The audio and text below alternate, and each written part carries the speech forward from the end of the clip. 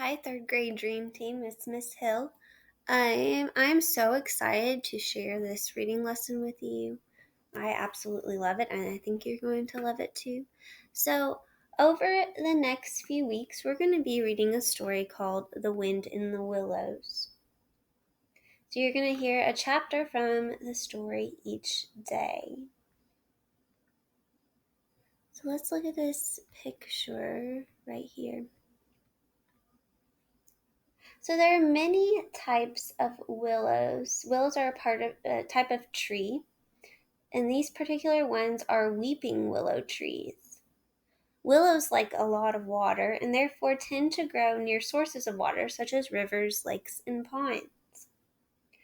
So the story you're going to hear today and for the next few weeks is fiction. Can you tell me what fiction is? We've talked about fiction a little bit, but fiction is a story. It's created from the author's imagination. So the author made it up. It didn't really happen. The Wind in the Willows was written in 1908, more than 100 years ago, and is considered one of the best children's stories ever written. Because this story is of a high quality and has remained well known throughout the years, it is known as a classic. What are some classic stories that you know? You've probably read some of, or at least heard of them. A lot of classics are made into really good movies. I know you know at least one of these on this list. We're reading it right now. The Chronicles of Narnia, The Lion, the Witch, and the Wardrobe is a classic. A Wrinkle in Time, Alice's Adventures in Wonderland, Where the Wild Things Are, Charlotte's Web. These are all examples of classic books. Sometime today, why don't you ask your parents or your grandparents or one of the grown-ups around you what classic books they read when they were kids? Because a lot of classics have been around for a long time, and they probably have a favorite from when they were a kid. The Wind in the Willows was written by a man named Kenneth Grahame. Kenneth Grahame was born in Scotland, but moved to England when he was very young and lived there the rest of his life. So Scotland and England are two of the four countries making up the United Kingdom. So if you look at this map, we live over here in the United States. There's Kentucky. And all the way over on the other side of the Atlantic Ocean, it's the United Kingdom. And it's made up of four countries. Here you can see a map. There's Scotland and England. And the other two countries are Wales and Northern Ireland. All right. And they make up what's called the United Kingdom, which is known as the UK for short. Citizens or people of the UK are called British because the main landmass of the UK is called Great Britain. So this is Great Britain.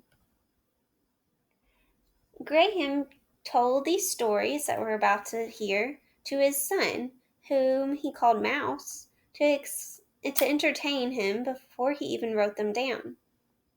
So this story is set in the English countryside in England where the author grew up, near a river called the Thames.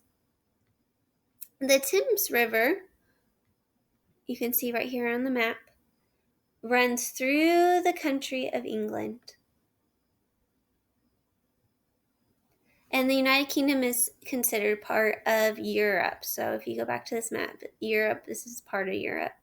And the United Kingdom is part of the continent of Europe. Because Graham lived in the UK, The Wind of the Willows is written in British English. In the United States, most people speak American English. But British English and American English are very similar. There's only a very small difference in some words and phrases, so you're going to hear some British English throughout the story, which I think is pretty fun. So, like an example is in today's read aloud, you'll hear that a character is messing about in a boat. Okay? So, in the United States, we would probably say more of like messing around, whereas in England, the British would say messing about. But they both mean the same thing. They mean the character is not doing anything on the boat with a particular purpose. They're just messing around, right? All right, I'm going to show you. This is a map of where our story takes place. Okay, so this is the Willows Countryside. So you can see here, this is Mole's house, and this is the riverbank, and this is actually where our story is going to start. This is where our setting is going to start. So the story you're going to hear for the next few weeks is about animal characters living near a river in wood forests. The main characters are a mole, a water rat, a badger, and a toad. So here's some pictures of what those kind of animals look like in real life. Here's a badger, a water rat, a toad, and a mole. Okay? So later you're going to learn about other animals that are actually in our story and see more pictures of them.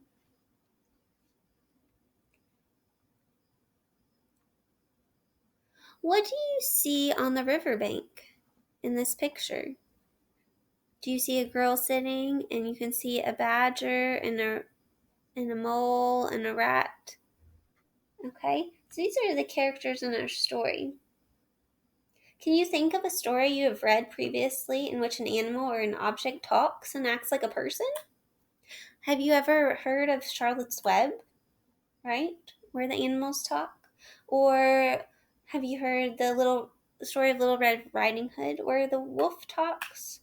Or the Three Little Pigs and the Big Bad Wolf, right? Where the animals talk? Or how the cards talk in Alice in Wonderland? All right, each animal character, or each of these have animal characters or objects that behave like people. All right, so when an animal or thing in a story behaves or is described like a person, it's called personification. What word do you hear in the word personification? Personification, right? You hear the word person. So personification is when an animal or thing in a story behaves or is described like a person. So like when an animal is wearing clothes, that would be personification. Or if an animal was talking, right? That would be personification. Because in real life, do animals talk? We might wish they did, but they don't, do they? Animals don't talk that we can understand them. So that is called personification. Say the word personification. It's actually kind of fun to say. Personification. So often when a story has these elements in it where characters talk, it is called fantasy. It's a type of fiction called fantasy. So books like Charlotte's Web, Alice's Adventures in Wonderland, The Wind in the Willows are example of fantasy stories. I personally, when I was a kid and still now, my favorite stories were fantasy. Throughout the book, you'll hear about other animals that are examples of personification.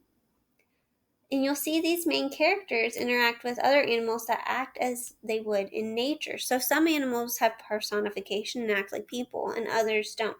So look for the animals and see how they are being personified and what animals aren't being personified. Another thing we need to remember is that the plot of a story is what we call the events of the story in which the characters are involved. So the plot would be like the beginning, the middle, and the end of the story and what happens during the story. Setting is the location and time period of the story. So our first setting is going to be at Mole's house on the riverbank. And then dialogue is what we call the parts of the story where the characters speak to one another. So you will see dialogue as we read through the story. All right, let's make a prediction. The title of this chapter is called The Riverbank Part 1.